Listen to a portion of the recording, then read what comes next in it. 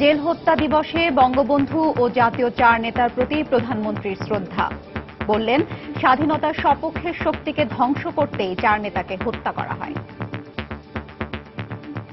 চার নেতাকে হত্যা করার উদ্দেশ্য একটাই ছিল যে কোনো মতেই যেন স্বাধীনতার সপক্ষ শক্তি আবার বাংলাদেশে উঠে দাঁড়াতে না পারে। বিচার হলেও হত্যাকারীদের অনেকে এখনো শাস্তি না পাওয়ায় ক্ষোভ স্বজনদের। কারা কারা জড়িত ছিল, ষড়যন্ত্র কোথায় হয়েছে, প্ল্যানটা করলো কিভাবে, এটা কিন্তু জাতি জানলে ভালো হয়। এই খুনিদেরকে আশ্রয়প্রশ্রয় দেওয়া হয়েছে, তাদের বিদেশে পাঠিয়ে দেওয়া হয়েছে। যারা পলাতক আছে তাদেরকে এনে আবার দণ্ড কার্য করার জন্য আমরা প্রচেষ্টা অব্যাহত আছে। দেখছিলেন প্রধান শিরোনাম। সন্ধ্যার সময় সঙ্গে আছি আমি হাফসাতুন্নেসা এবং আমি সাজিদ রাজু। এবার অন্যান্য শীর্ষ সংবাদ।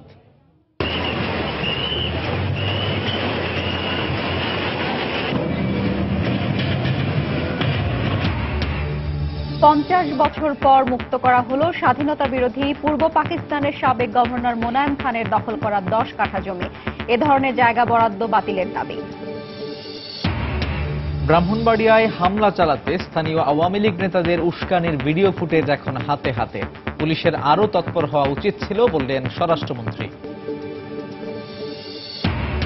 বড় ইলিশের উৎপাদন বাড়াতে আগামী বছরের জুন পর্যন্ত জাটকা ধরার উপর নিষেধাজ্ঞা। যোগান বাড়বে বলে মত মৎস্যবিদদের। পুনর্বাসনে বরাদ্দ না পাওয়ার অভিযোগ জেলেদের। এবং হিলারি বা ট্রাম্পকে বেছে নিতে এখনও সিদ্ধান্তহীনতায় অনেক মার্কিন ভোটার অপেক্ষা করতে চান শেষ মুহূর্ত পর্যন্ত।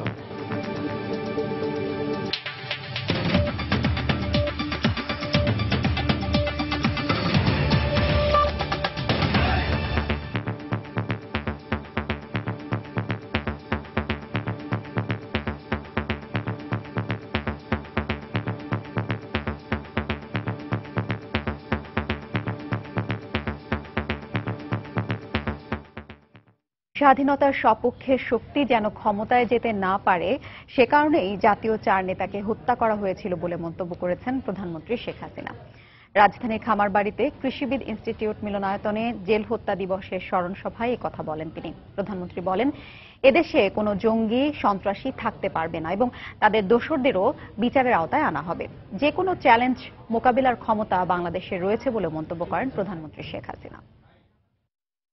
জাতির পিতাকে হত্যার পর 3 নম্বর জাতীয় চার নেতাকে হত্যা করার উদ্দেশ্য একটাই ছিল যে কোনো মতেই যেন স্বাধীনতার সপক্ষ শক্তি আবার বাংলাদেশে উঠে দাঁড়াতে না পারে, সেই লক্ষ্য নিয়ে এটা করা হয়েছিল। মোস্তাক নিজেকে রাষ্ট্রপতি ঘোষণা দেয়, এক অবৈধ সরকার, আবার সেই সাথে আসলো আর এক অবৈধ সরকার, এবং সেও টেলিভিশনে যে বলল আজকে থেকে আমি রাষ্ট্রপতি হলাম। মহান মুক্তিযুদ্ধে যারা অংশগ্রহণ করেছিল সেই সকল সামরিক অফিসার থেকে শুরু করে আওয়ামী লীগের হাজার হাজার নেতা কর্মী এবং মুক্তিযোদ্ধা, তাদেরকে নির্মমভাবে হত্যা করা হয়েছিল। এই অবৈধভাবে যে ক্ষমতা দখলের পালা, তার ফলে যে বারবার দেশে আমরা শান্তি প্রতিষ্ঠার লক্ষ্যে যে কাজ করে যাচ্ছি, তার জন্য আপনারা সকলে মিলে যে সহযোগিতাটা করে যাচ্ছেন, জঙ্গিবাদ সন্ত্রাস বিরোধী যে ভূমিকা আজকে জনগণ গ্রহণ করছে, আজকে জনগণের মাঝে যে চেতনাটা জেগে উঠেছে, এই চেতনা নিয়েই আমাদের এগিয়ে যেতে হবে। যে কোনো চ্যালেঞ্জ মোকাবেলা করবার মতো ক্ষমতা আজকে বাংলাদেশ রাখে। অপবাদ দিলেই সেটা মাথা পেতে নেই না, যে কোনো অপবাদ দিলে আমরা সেটা চ্যালেঞ্জ করি এবং সেটা চ্যালেঞ্জ আমরা করে দেখিয়ে দিয়েছি যে হ্যাঁ, বাংলাদেশ পারে। শোকাবহ জেল হত্যা দিবস স্মরণে জাতীয় চার নেতার স্মৃতির প্রতি শ্রদ্ধা জানিয়েছেন সর্বস্তরের মানুষ। ধানমন্ডি 32 নম্বরে জাতির জনক বঙ্গবন্ধু শেখ মুজিবুর রহমানের প্রতিকৃতিতে ফুল দিয়ে শ্রদ্ধা জানান প্রধানমন্ত্রী শেখ হাসিনা। পাশাপাশি বনানী কবরস্থানে শহীদ নেতাদের সমাধিতে ফুল দেন আওয়ামী লীগ ও সহযোগী সংগঠনের নেতারা সহ সব শ্রেণী পেশার মানুষ। জেল হত্যা দিবস উপলক্ষে সকাল 7টার দিকে ধানমন্ডির 32 নম্বরে বঙ্গবন্ধুর প্রতিকৃতিতে পুষ্পার্ঘ্য অর্পণ করেন প্রধানমন্ত্রী শেখ হাসিনা। প্রথমে প্রধানমন্ত্রী ও পরে দলীয় প্রধান হিসেবে জাতির জনকের প্রতিকৃতিতে শ্রদ্ধা নিবেদন করেন তিনি। এ সময় সেখানে তিনি বেশ কিছুক্ষণ নীরবে দাঁড়িয়ে থাকেন। পরে জেলখানায় হত্যার শিকার ক্যাপ্টেন এম মনসুর আলীর ছেলে স্বাস্থ্যমন্ত্রী মোহাম্মদ নাসিম বলেন, জাতীয় চার নেতা সহ বঙ্গবন্ধুর হত্যার মদতদাতাদের আগামী নির্বাচনে পরাজিত করা হবে। মৃত্যুর কাছে নথি স্বীকার করেননি, ভয়ের আত্মসমর্পণ করেননি, কিন্তু আদর্শের প্রশ্ন কোনো আপোষ করেননি। সেই মহান জাতীয় নেতা স্মৃতিতে শ্রদ্ধা জানিয়ে বলতে চাই, বাংলার জনগণকে সাথে নিয়ে ইনশাআল্লাহ 2019 সালের নির্বাচনেও সেই পরাজিত শক্তিকে, যারা বিএনপি জামাত জোট 4 নেতা হত্যাকারীকে আশ্রয়প্রস্তাব দিয়েছে, তাদের ইনশাআল্লাহ চূড়ান্তভাবে পরাজিত করব। 7 নম্বর কিসের বিপ্লব দিবস? এটা হচ্ছে হত্যাযজ্ঞের দিবস। তথাকথিত বিপ্লব দিবসকে কোনোভাবেই জনগণ সমর্থন করে না। পৌনে 8টার দিকে রাজধানীর বনানী অবস্থানে জেলখানায় নিহত 3 নেতা সৈয়দ নজরুল ইসলাম, তাজউদ্দিন আহমদ ও ক্যাপ্টেন মনসুর আলীর কবরে ফুল দিয়ে শ্রদ্ধা জানান আওয়ামী লীগ নেতারা। পাশাপাশি রাজশাহী নগরীর কাদিরগঞ্জ এলাকায় কেন্দ্রীয় কারাগারে হত্যার শিকার আরেক নেতা AHM কামারুজ্জামানের সমাধিতে ফুল দিয়ে শ্রদ্ধা জানান তার পরিবারের সদস্য ও আওয়ামী লীগ নেতারা। এ সময় জেল হত্যায় জড়িত খুনিদের বিচারের দাবি জানান তারা। এদিকে জেল হত্যা দিবস উপলক্ষে পুরাতন কেন্দ্রীয় কারাগারে বঙ্গবন্ধু শেখ মুজিবুর রহমান ও জাতীয় 4 নেতার দুর্লভ আলোকচিত্রের প্রথম প্রদর্শনী ঘুরে দেখেন কেন্দ্রীয় নেতারা। এ সময় বঙ্গবন্ধু ও জাতীয় 4 নেতার প্রতিকৃতিতে ফুল দিয়ে শ্রদ্ধা জানান আওয়ামী লীগ নেতারা। পরে জাতীয় 4 নেতার স্মৃতি বিজড়িত সেই কেন্দ্রীয় কারাগার ঘুরে দেখেন তারা। পরে কেন্দ্রীয় কারাগারে এক মিলাদ মাহফিলের আয়োজন করা হয়। খান মোহাম্মদ রুমেল, সময় সংবাদ, ঢাকা। 1975 সালের এই দিনে মুক্তিযুদ্ধ পরিচালনাকারী বাংলাদেশের প্রথম অস্থায়ী রাষ্ট্রপতি সৈয়দ নজরুল ইসলাম, প্রধানমন্ত্রী তাজউদ্দিন আহমদ, মন্ত্রিসভার সদস্য ক্যাপ্টেন এম মনসুর আলী এবং AHM কামারুজ্জামানকে ঢাকা কেন্দ্রীয় কারাগারে বন্দী অবস্থায় নির্মমভাবে হত্যা করা হয়। জাতীয় এই 4 নেতা দেশের স্বার্থে কোনো অন্যায়ের সঙ্গে আপোষ করেননি কখনো। তাই তো এখনো তাদের পরিবার গর্ববোধ করেন এই বীর সন্তানদের আত্মত্যাগের কথা স্মরণ করে। জেল হত্যা দিবস নিয়ে রোজিনা রোজির রিপোর্ট। বাঙালি জাতিকে নেতৃত্বশূন্য করতেই 1975 সালের 3রা নভেম্বর কারাগারের ভেতরে হত্যা করা হয় জাতির এই সূর্য সন্তানদের। দেশের সকল আন্দোলনেই তারা ছিলেন বঙ্গবন্ধুর ঘনিষ্ঠ সহচর। বঙ্গবন্ধুকে হত্যার পর খন্দকার মোশতাক আহমেদের নেতৃত্বে ষড়যন্ত্রকারীরা জাতীয় 4 নেতাকে তাদের সরকারে যোগদানের প্রস্তাব দেয়। এই প্রস্তাবে রাজি না হয় নির্মমভাবে জীবন দিতে হয় তাদেরকে। এই মানুষগুলোর রাজনৈতিক পরিচয়ের পাশাপাশি ছিল সুন্দর পারিবারিক জীবন, তবে তাদের কাছে পরিবার কখনোই মুখ্য হয়ে ওঠেনি। তাই তো স্মৃতিচারণ করতে গিয়ে আবেগ আপ্লুত হয়ে পড়েন কামারুজ্জামানের সহধর্মিনী। জেলের ভিতরে রাতের অন্ধকারে আমি তো 7 দিন আগে দেখা করে আসছি আর কি হ্যারাসমেন্ট তাদের করেছে, খাবার নিয়ে সবকিছু নিয়ে কয়েদিদের ঘরে বসাইতো আমাদেরকে, ওনাকে নিয়ে ডেকে আনা হতো জেলের ভিতর থেকে। এখন এসে বসে 20 মিনিট সময় দিত আমাদের। যাওয়ার সময় খেতে বলে গেল যে তোমাদের দেখার কেউ থাকলো না। দেশের জন্য প্রাণ দেওয়া এই জাতীয় 4 নেতাকে স্মরণ করে এখনো গর্ববোধ করেন তাদের সন্তানরা। বঙ্গবন্ধু যত সময় জেগে উঠবেন, তার সঙ্গে 4 নেতা অটোমেটিক্যালি তাদের নামটা আসবে। পাঠ্যপুস্তকেও এখন যেটুকু লেখা হচ্ছে সেই লেখাগুলো বিভিন্নভাবে সিলেবাসগুলোতে আরো বেশি করে সন্নিবেশিত হবে। তিনি সবসময় বলতেন, তরুণ প্রজন্ম হলো অদম্য শক্তির অধিকারী, তাদেরকে সঠিক পথে পরিচালনা করার দায়িত্ব আমাদের সকলের। তবে হত্যাকারীদের বিচার হলেও এখনো অনেকে শাস্তির বাইরে থেকে যাওয়ায় ক্ষোভ প্রকাশ করেন তারা। এই খুনিদেরকে আশ্রয়প্রস্তাব দেওয়া হয়েছে, তারা বিদেশে পাঠিয়ে দেওয়া হয়েছে, যে কারণে অনেকে কিন্তু বাইরে আছে, যারা পলাতক আছে তাদেরকে এনে আবার দণ্ড কার্যকর করার জন্য আমাদের প্রচেষ্টা অব্যাহত আছে। কারা কারা জড়িত ছিল, ষড়যন্ত্র কোথায় হয়েছে, ওই সময় তারা এটা প্ল্যানটা করলো কিভাবে, এটা কিন্তু জাতির জানলে ভালো হয়। নতুন প্রজন্মকে স্বাধীনতার সঠিক ইতিহাস জানাতে এবং তাদের স্মৃতি সংরক্ষণে জাতীয় 4 নেতার নামে জাদুঘর নির্মাণ সহ প্রয়োজনীয় পদক্ষেপ নেওয়ার আহ্বান জানান পরিবারের সদস্যরা। রোজিনা রোজি, সময় সংবাদ, ঢাকা। 50 বছর পর মুক্ত করা হলো স্বাধীনতা যুদ্ধের অন্যতম বিরোধী পূর্ব পাকিস্তানের সাবেক গভর্নর মোনায়েম খানের পরিবারের দখলে থাকা 10 কাঠা জমি। বিকেলে রাজধানীর অভিজাত এলাকা বনানী কবরস্থানের পাশের সড়কে স্বাধীনতা বিরোধী মোনায়েমের অবৈধ দখলে থাকা জমি উদ্ধার করে ঢাকা উত্তর সিটি কর্পোরেশন ও রাজুক।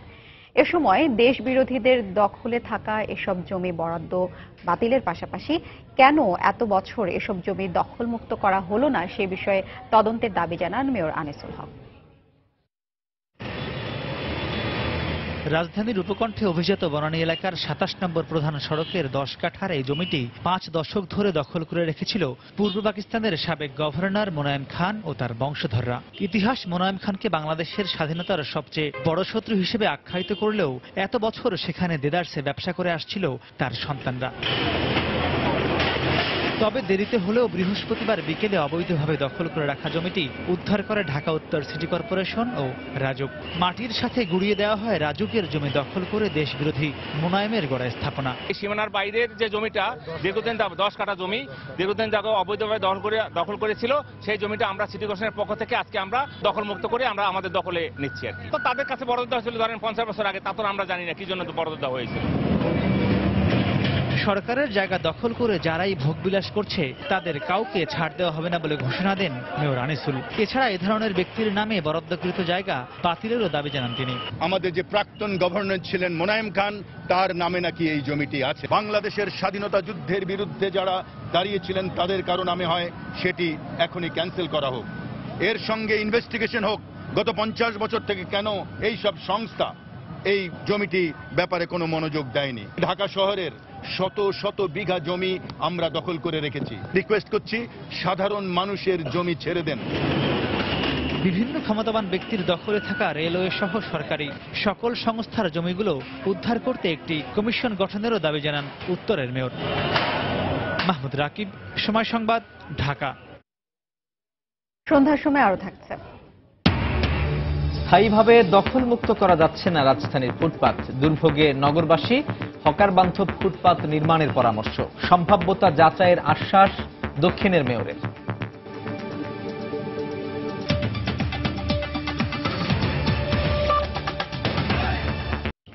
ব্রাহ্মণবাড়িয়ার নাসিরনগরে হিন্দু মন্দির ও বসতভিটায় হামলা চালাতে স্থানীয় আওয়ামী লীগ নেতাদের উস্কানি দেওয়ার ভিডিও ফুটেজ এখন এলাকার সবার হাতে হাতে। স্থানীয়রা অভিযোগ করেছেন, হামলা ভাঙচুর চালানোর উস্কানির প্রমাণ মিলেছে পুরো বক্তব্যে। তাদের দাবি, ওই দিন সমাবেশ না হলে হামলার ঘটনা ঘটত না। এদিকে পুলিশের গাফিলতি আছে কিনা তা খতিয়ে দেখা হচ্ছে বলে জানিয়েছেন স্বরাষ্ট্রমন্ত্রী। ঘটনাস্থল ঘুরে আরো জানাচ্ছেন ওমর ফারুক।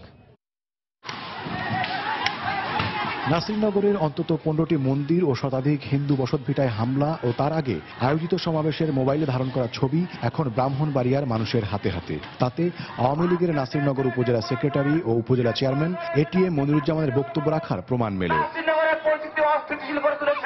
এভাবেই উত্তেজিত বক্তব্য দিয়ে এলাকাবাসীকে ক্ষিপ্ত করে তোলেন তিনি। ধারণ করা ছবিতে আওয়ামী লীগের চাপড়তলা ইউনিয়ন সভাপতি হাজী সুরুজ আলীকেও অংশ নিতে দেখা যায়। স্থানীয়রা জানান, তৌহিদি জনতার নামে ডাকা হলেও মূলত হেফাজতে ইসলামের এই সভায় সবচেয়ে আক্রমণাত্মক ভাষায় বক্তৃতা দেন আওয়ামী লীগের এই নেতা।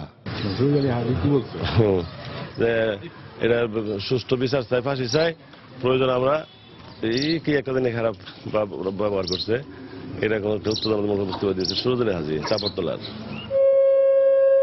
এদিকে চরম আতঙ্কের মধ্যেও নাসিরনগরের কোনো মন্দিরে পূজা অর্চনা শুরু হয়েছে। তারা অভিযোগ করেন, বিক্ষোভ সমাবেশ না হলে রোববারের ওই হামলার ঘটনা ঘটতো না। 50-60 জন ভাঙচুর করতে, এদিকে ভাঙচুর করতেছে, এরা কেউ পুলিশে কোনো প্রতিবাদ করছে না, হলে তোমরা ভাঙচুর করো না। মিটিং শেষ পর্যায়ে হয়েছে না, হ্যাঁ, মধ্যস্থলই এমন একটা পরিবেশ, এখানটা 50 জন, এখানটা 100 জন, এখানটা 200 জন, এরকম ভাবে মানুষ পাড়াপাড়ে ঢুকে গেছে। নিজের পক্ষে সাফাই গিয়ে নাসিরনগর উপজেলা চেয়ারম্যান ও আওয়ামী লীগ সেক্রেটারি এটিএম মনিরুজ্জামান দাবি করেন, হামলার আগের রাতে মাইকিং হলেও কওমি ও আহলে সুন্নতের ডাকা সমাবেশের কথা তিনি জানতেন না। যেহেতু দুইটা দল ইউনিসের কাছ থেকে অনুমতি নিছে আপনার সভা করার জন্য, আমি কিচ্ছু জানি না। নাসিরনগর ওসি সাহেবকে আপনার ফোন দিয়ে তো কখনো পাওয়া যায় না, আর সে ফোন দিলে আমাদেরকে কোনো সময় রেসপন্স করে না। এদিকে স্বরাষ্ট্রমন্ত্রী জানিয়েছেন, নাসিরনগরের ঘটনায় পুলিশের গাফিলতি আছে কিনা তা খতিয়ে দেখা হবে।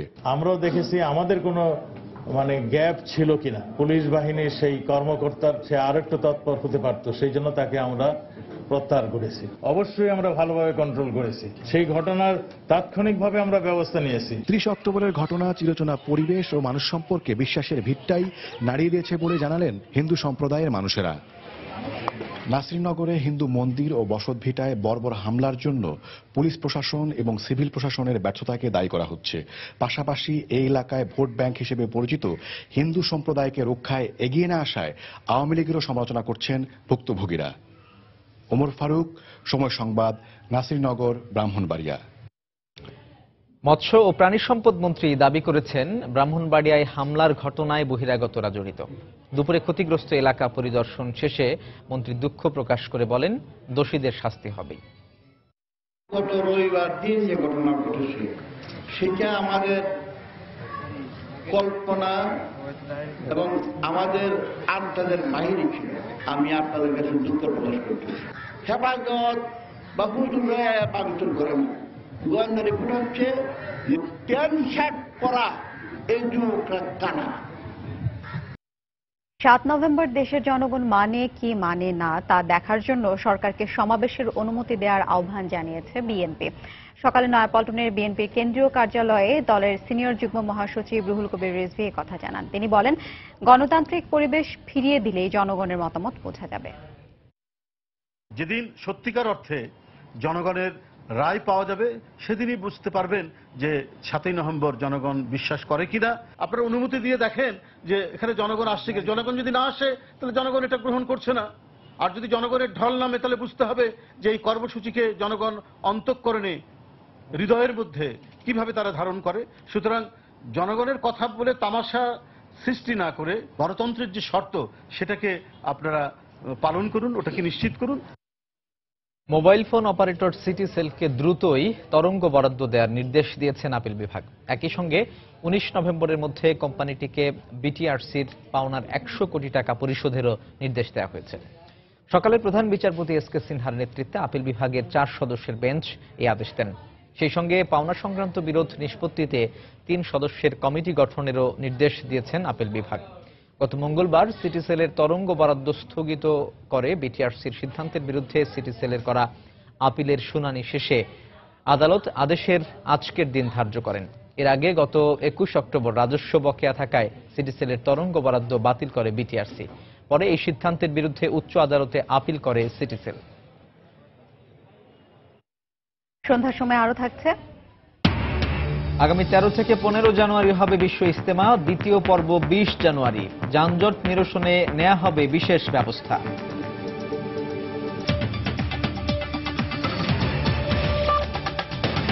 এবার মার্কিন প্রেসিডেন্ট নির্বাচনের খবর।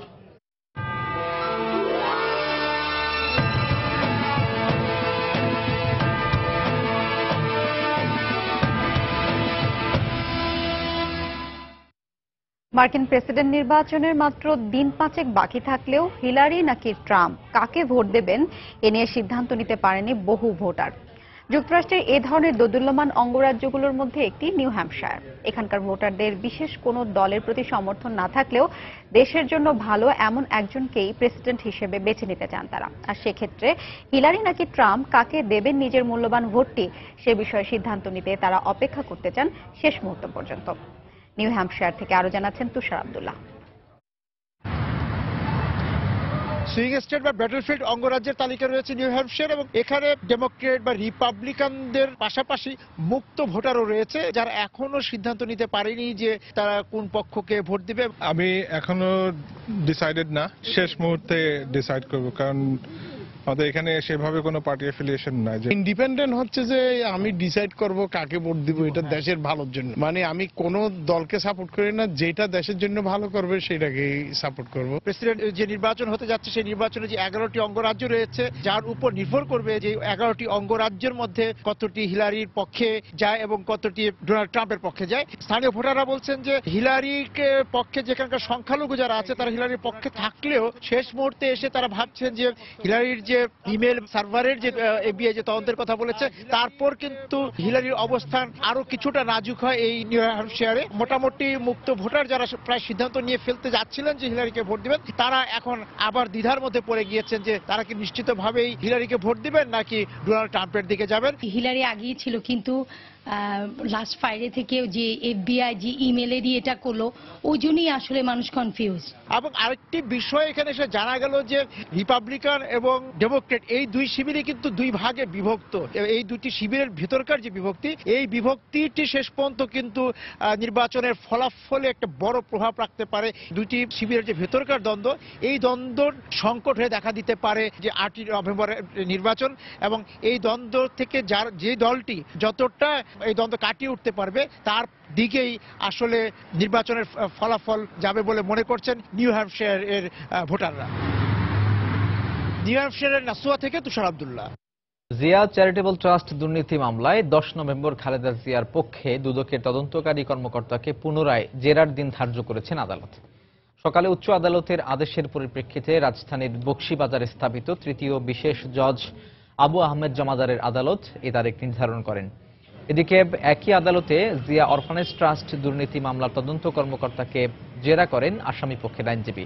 2010 সালে অবৈধভাবে 3,15,43,000 টাকা লেনদেনের অভিযোগ এনে তেজগাঁও থানায় করা হয় জিয়া চ্যারিটেবল ট্রাস্টের মামলাটি। অপরদিকে 2008 সালে এতিমের টাকা আত্মসাতের অভিযোগ এনে দায়ের করা হয় জিয়া অরফানেজ ট্রাস্ট দুর্নীতি মামলা।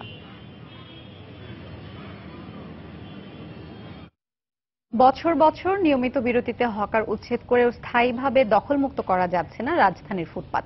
তাই ক্রমবর্ধমান জনসংখ্যার রাজধানীতে প্রতিদিনই সংকুচিত হচ্ছে নগরবাসীর জন্য পায়ে চলার পথ।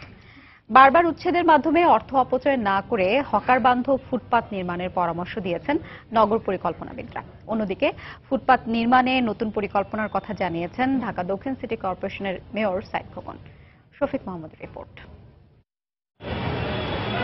ছাউনির নিচে এভাবেই বছরের পর বছর অবৈধভাবে দোকান বসিয়ে বেচাকেনা করে যাচ্ছেন ফুটপাতের ব্যবসায়ীরা। এর মাঝেই প্রতিদিন স্কুল, কলেজ, অফিস, আদালতে ধাক্কাধাক্কি, ঠেলাঠেলি করে পার হচ্ছেন পথচারীরা। হাঁটাচলা করতে পারি না, বাচ্চা কাচ্চাদের নিয়ে হাঁটতে পারি না। যারা নেতাকর্মী আছে এরা টাকা পয়সা পায় এরা এই দোকানগুলো বসায়। ফুটপাতের দোকানটিতে গত 10 বছর ধরে কাজ করছেন এই কর্মচারী। দোকানের বয়স 25 থেকে 30 বছর। প্রতি মাসেই 2 থেকে 4 বার উচ্ছেদ করা হয়। ফুটপাতে ব্যবসা করতে অগ্রিম অর্থের বিনিময়ে স্থান বরাদ্দ নেওয়ার কথাও জানান অনেকে।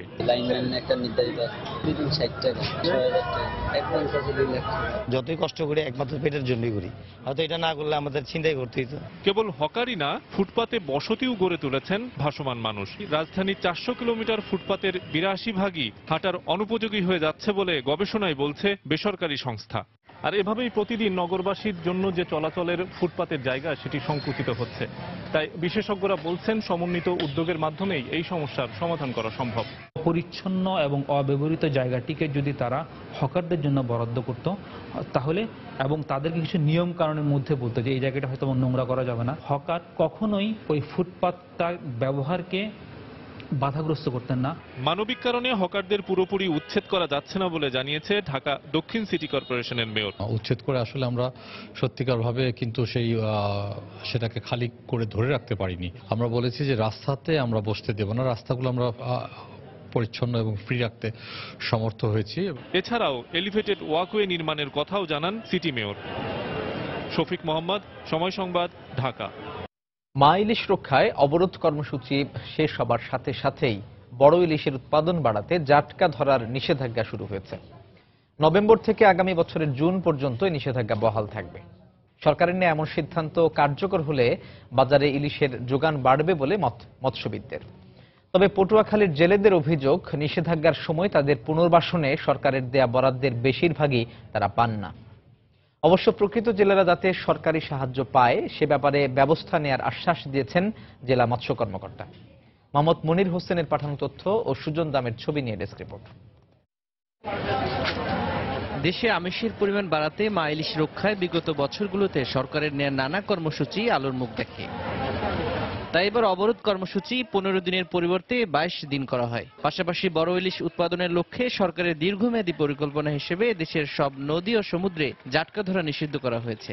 নভেম্বর থেকে আগামী বছরের 30 জুন পর্যন্ত টানা 8 মাস চলবে এই নিষেধাজ্ঞা। এ সময় সারা দেশে জেলেদের তালিকা করে সরকারিভাবে সহায়তা দেওয়া হবে। তবে পটুয়াখালীর জেলেরা অভিযোগ করেন তালিকায় অনিয়ম থাকায় সরকারের দেয়া বরাদ্দ তারা ঠিকমতো পান না। সরকার 40 কেজি চাল দেওয়ার কথা কইছে প্রত্যেক মাসে, তাও আমরা ঠিক মতো পাই না। আমরা এই গুড়াগাড়া পরিবার নিয়ে আমরা কেমনে বাঁচবো? আমাকে কিস্তি আছে, তারপর আমাকে সংসার আছে। এদিকে সরকারের এমন সিদ্ধান্ত সফল হলে বাজারে ইলিশের পরিমাণ বাড়বে বলে মনে করছেন মৎস্যবিদরা। জেলা মৎস্য কর্মকর্তা সরকারের এই কর্মসূচি সফল করতে শতভাগ জেলেকে পুনর্বাসনের আওতায় আনার আশ্বাস দিলেন। নদীতে কারেন্ট জাল দিয়ে মাছ না ধরে সেজন্য আমাদের আইন রয়েছে এবং জেলেদেরকে আমরা সচেতন করব যাতে তারা এই কয় মাস যাতে নদীতে জাটকা ইলিশ না ধরে। মৎস্য অধিদপ্তরের তথ্যানুযায়ী জেলায় নিবন্ধিত জেলের সংখ্যা 62,000। তবে এদের মধ্যে সরকারিভাবে ভিজিএফ কার্ডের মাধ্যমে চাল পাচ্ছেন 45,000 জেলে। সময় সংবাদ, পটুয়াখালী। আগামী 13 থেকে 15 জানুয়ারি এবং 20 থেকে 22 জানুয়ারি 2 পর্বে বিশ্ব ইজতেমা হবে। এতে যে কোনো নাশকতা ঠেকাতে আইন শৃঙ্খলা রক্ষা বাহিনীকে তৎপর থাকার নির্দেশনা দিয়েছেন স্বরাষ্ট্রমন্ত্রী। সকালে সচিবালয়ে স্বরাষ্ট্রমন্ত্রীর সভাপতিত্বে বিশ্ব ইজতেমা উপলক্ষে আইন শৃঙ্খলা রক্ষা সংক্রান্ত সভা হয়। সভায় বিশ্ব ইজতেমা নির্বিঘ্ন করতে প্রবেশমুখে আর্চওয়ে ও সিসিটিভি স্থাপন, ওয়াচ টাওয়ার নির্মাণ সহ নিরাপত্তা ব্যবস্থা জোরদার করতে প্রয়োজনীয় সব ব্যবস্থা নেওয়া হবে বলে জানান স্বরাষ্ট্রমন্ত্রী। বিশ্ব ইজতেমায় আসা বিভিন্ন দেশের মন্ত্রী ও বিদেশি অতিথিদের ভিসা সহজ করতে পদক্ষেপ নেওয়ার সিদ্ধান্ত হয়। মন্ত্রী বলেন, আখিরি মোনাজাতের দিন যানজট নিরসনে নানা পরিকল্পনা নেওয়া হয়েছে।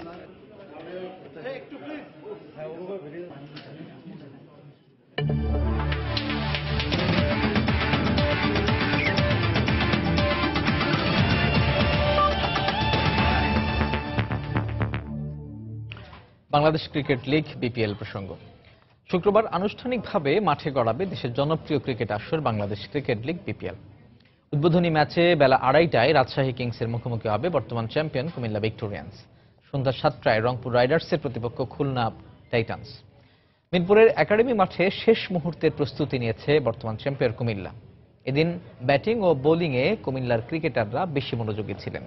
দেশের ঘরোয়া ক্রিকেটে পারফর্ম করা ক্রিকেটারদের ওপর আস্থা অধিনায়ক মাশরাফির। এছাড়াও বিদেশি কোটায় কুমিল্লা ভিক্টোরিয়ান্সের প্রেরণার নাম পাকিস্তানের 2 অলরাউন্ডার ইমাদ ওয়াসিম ও আজহাদ জাইদি এবং লঙ্কান থিসারা পেরেরা। অন্যদিকে ড্যারেন সামির নেতৃত্বে দারুণ দল রাজশাহী।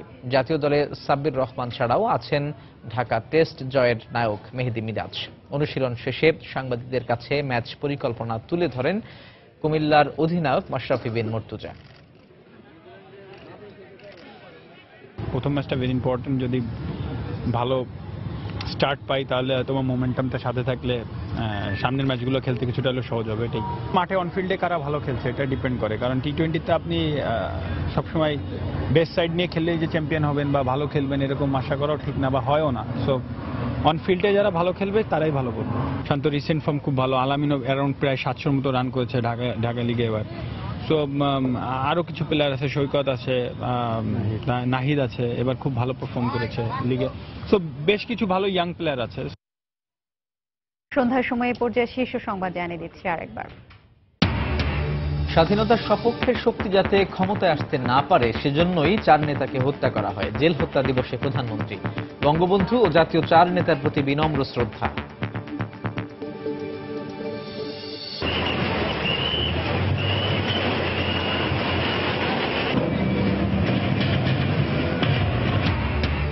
পঞ্চাশ বছর পর মুক্ত করা হলো স্বাধীনতা বিরোধী পূর্ব পাকিস্তানের সাবেক গভর্নর মোনায়েম খানের দখল করা 10 কাঠা জমি। এ ধরনের জায়গা বরাদ্দ বাতিলের দাবি। ব্রাহ্মণবাড়িয়ায় হামলা চালাতে স্থানীয় আওয়ামী লীগ নেতাদের উস্কানির ভিডিও ফুটেজ এখন হাতে হাতে। পুলিশের আরও তৎপর হওয়া উচিত ছিল বললেন স্বরাষ্ট্রমন্ত্রী। বড় ইলিশের উৎপাদন বাড়াতে আগামী বছরের জুন পর্যন্ত জাটকা ধরার উপর নিষেধাজ্ঞা। যোগান বাড়বে বলে মত মৎস্যবিদদের। পুনর্বাসনে বরাদ্দ না পাওয়ার অভিযোগ জেলেদের। এবং হিলারি বা ট্রাম্পকে বেছে নিতে এখনও সিদ্ধান্তহীনতায় অনেক মার্কিন ভোটার। অপেক্ষা করতে চান শেষ মুহূর্ত পর্যন্ত। এই ছিল সন্ধ্যার সময়। যে কোনো খবর পেতে ভিজিট করুন সময়নিউজ.tv। সঙ্গে থাকুন সময়।